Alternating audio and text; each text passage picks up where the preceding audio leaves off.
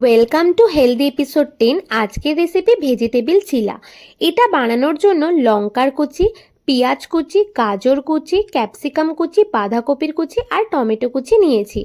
প্রত্যেকটা সবজিকে খুব সরু আর লম্বা করে কেটে নিতে হবে যাতে ভাজার সময় প্রত্যেকটা সবজি সিদ্ধ হয়ে যায়।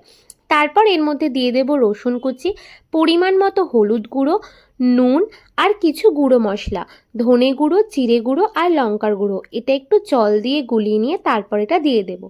এরপর বাইন্ডিংয়ের জন্য দিয়ে দেব বেসন। বেসনটা দিয়ে আগে ভালো করে মেখে নিয়ে তারপর অল্প অল্প জল অ্যাড করে করে এটা মাখতে হবে।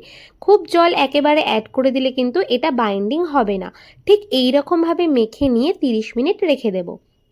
তারপর একটা চাটুতে সাদা তেল গরম করে ঠিক এরকম গোল গোল করে এটাকে দিয়ে হাত দিয়ে ভালো করে চেপে চেপে পাতলা করে দিতে হবে যাতে ভেতরের সবজিগুলো খুব ভালো করে ভেজে সিদ্ধ হয়ে যায়।